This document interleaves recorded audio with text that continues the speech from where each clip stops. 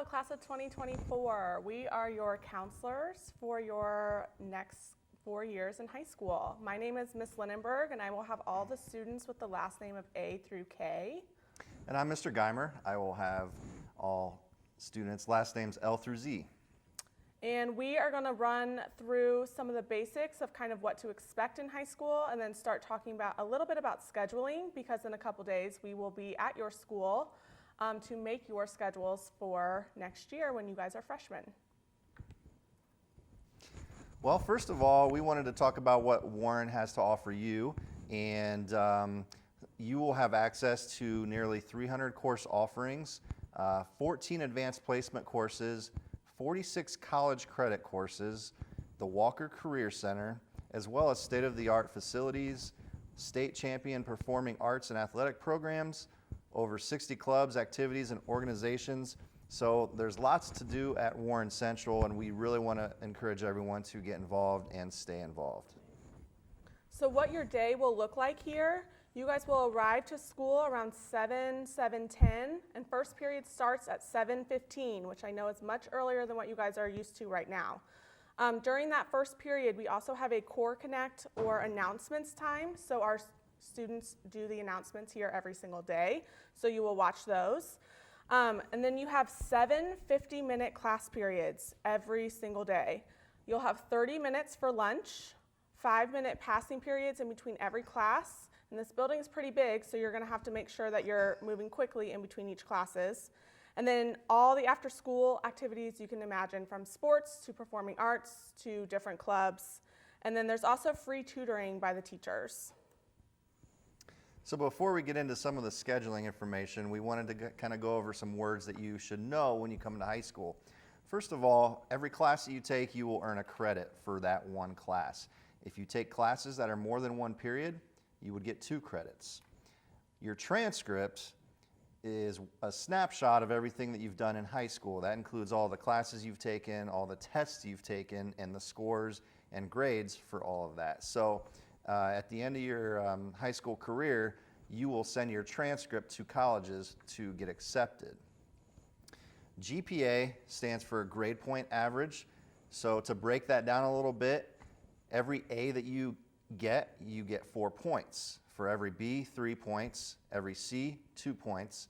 And 1 point per D. So if you add up all of your points and divide by the number of classes attempted, that equals your grade point average. For example, some places like to see a certain GPA, the 21st Century Scholars. You will be required to have a 2.5 minimum GPA when you graduate to get that scholarship money. If you are wanting to play sports at the collegiate level and have to get the NCAA requirement, that would be a 2.3 GPA currently. Mm-hmm. Class rank is determined by your points. So the higher your points, the higher your rank. And then here we have semesters. So we chunk the school year into 2 parts. You will have 7 classes each semester, which gives you the opportunity to earn 14 credits each school year. If you do not pass a required class, you will repeat it the following semester in summer school or that following school year. It's really, really important to make sure that you guys are passing your classes, because you cannot graduate without them. Right now, you guys are used to, if you fail a class, you get to move on to the next level, and that's not how it works here in high school. So we need to make sure that we're taking care of business early so that we don't get behind senior year. And then we also have graduation pathways, which we'll touch more on next year when you guys are in our building. But there are requirements of graduation in and outside the classroom. Those of you that will be involved in clubs, sports, or ROTC, that will help you with these graduation pathways. But again, that's something that we'll talk more in depthly with when we start to schedule for sophomore year. So we kind of want to touch base a little bit on diplomas. Warren Central requires that all students earn 42 credits for graduation. A student can earn up to 14 credits in one school year for a total of 56 credits in 4 years, not including outside of day school or summer school. So we want everyone to at least be on track for a Core 40 diploma. And in the state of Indiana, you must have a Core 40 diploma when you graduate in order to attend a 4-year college directly from Warren Central. So kind of breaking down the Core 40 diploma, you must have 8 credits of English. So that's 2 credits of English per school year, 6 credits in math, and that includes Algebra 1, Geometry, and Algebra 2, 6 credits in science, including biology, 2 credits in Chemistry 1, Physics 1, or Integrated Chemistry Physics, and then 2 credits from any other Core 40 science. For Social Studies, we have 6 credits minimum, 2 credits in World History, Civilization, or Geography, History of the World, 2 credits of U.S. History, and then senior year, 1 credit of U.S. Government and 1 credit of Economics. You also will be required to have 5 credits in directed electives, which can be world languages, fine arts, and career and technical education. 2 credits in PE, 1 credit in health, and minimum 8 credits in other electives. Students wishing to earn the academic or technical honors diplomas will have to meet additional requirements set forth by the state of Indiana and Warren Township. And it's important to remember with these requirements, for example, freshman year you will take Algebra 1. If you fail Algebra 1, you have to retake it. You do not get to move on to geometry. So it's really important that you guys are passing your classes the first time that you take them in order to ensure that we have plenty of time to get these credits completed by the time you're ready to graduate. For those of you interested in earning an honors diploma, academic honors is probably our most popular of the two. With academic honors, though, there are some additional requirements. You have to take speech. You need to take at least 3 years of one world language or 2 years of 2 different languages. For example, you can take 3 years of Spanish, or you could take 2 years of Spanish and 2 years of Latin to fulfill that world language requirement. You also have to have a C or better in the courses that you're taking and have a B average, which means you need to have a 3.0 or higher GPA. And then in addition to those, you need to earn 4 credits in 2 or more AP courses or 6 college credits through our dual credit classes. And then there's some other things that we can go into detail later when we start to make your schedule. But the speech, world language, AP, and dual credit classes are the major requirements for academic honors. And then with technical honors, those of you that go through our Career Center and complete a program through them, whether it be the engineering program, maybe auto service, and still maintain that C or better and that 3.0 average, have the opportunity to earn a technical honors diploma. And just to add on to that, students that are working towards a Core 40 diploma and want to go to college but not necessarily wanting the academic honors diploma, we would still recommend a minimum 2 years of a world language, and you would still need to do a 4th year of math if possible, and that's because a lot of those 4-year colleges like to see that or require that. So some frequently asked questions: what classes do I have to take freshman year? Well, we know you're going to be taking your math class, whether that would be Algebra 1 or Geometry. We know you'll be taking a science class, which would most likely be biology. And we know that you'll be taking World History or Geography and English. Did I forget English? We definitely need to have English and PE and or health. So we also want to touch base with PCC, which stands for Preparing for College and Careers, and Digital Applications. Preparing for College and Careers is a requirement, and that kind of talks about college and career preparation, and you do a lot of research for how to be best prepared for certain colleges and careers. Digital Applications focuses on computers and computer programs.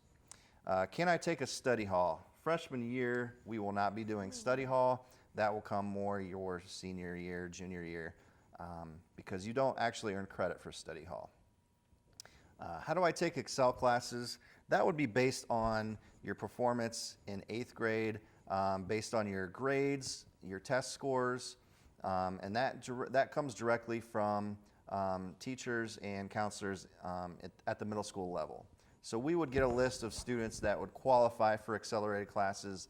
Then you would have the choice whether or not you want to take those. So not everybody really gets to just sign up for an accelerated course, and that is determined by how well you do in your classes at the middle school level. How do I get involved? So we do have an event very early into the school year called Warrior After Hours, where every single club that our school offers will have a booth or a table where you guys can learn more about that.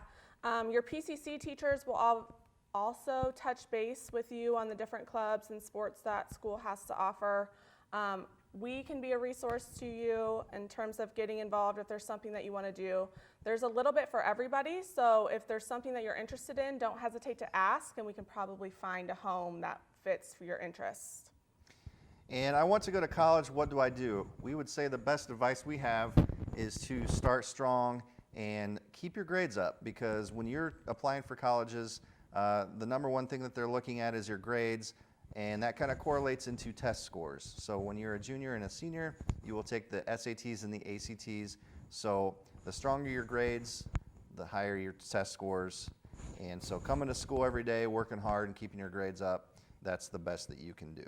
And you will, on your transcript, have your freshman, sophomore, junior, and senior grades on there. So when you're applying to colleges and you're submitting that transcript, you need to make sure to remember that they will see those grades from freshman year. So it's really important to get off to a strong start. Okay, scheduling tips. So things that you guys need to start thinking about now so that when we come to do your schedule, you have an idea of what you want to do. The first thing is PE. So all students must complete 2 credits of physical education in order to graduate from high school. If you complete a full season of a sport, marching band, or color guard, that can fulfill 1 of your PE credits. The other credit must be taken in the classroom. So that means if you play football and then play baseball, you can only use 1 of those sports to count as your PE credit, and then you have to still take the PE as a class. Some students choose to take summer PE, which allows them to earn a credit in just 18 days of summer school. Another advantage of this option is that it allows athletes to take weights all year as a freshman rather than having to take a semester of regular PE. ROTC can replace both semesters of a traditional PE class, so if you're thinking that ROTC is an option for you, that would fulfill those PE requirements.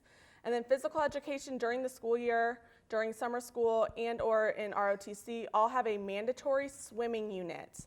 That means you will have to swim in class, and you will have to participate in, we go on 9-week rotations with PE, or 4-week rotations with PE. So you will rotate with different teachers throughout that time. You will be with one teacher just for swimming, and you will swim every single day for those 4 weeks, and then you will rotate to a new teacher.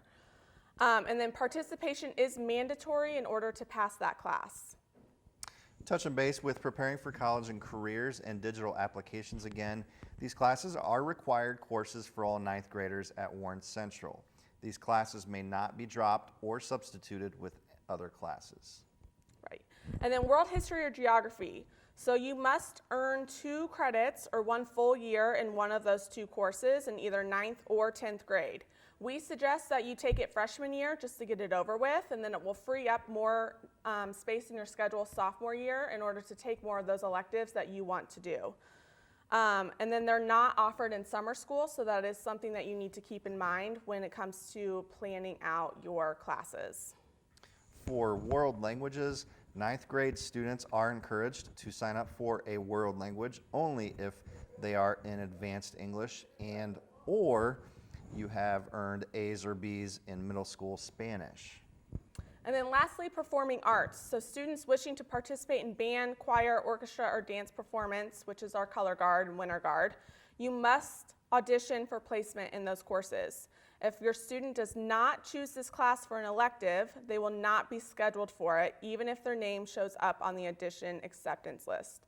So please make sure those of you that are planning on doing color guard, choir, band in high school, make sure you are choosing that as one of your elective options when we go through all of your courses, because if you do not choose it as an option, but your teacher recommends you to be in it or you make the cut with your audition, you will not be placed in there because we will have already made your schedule without that class.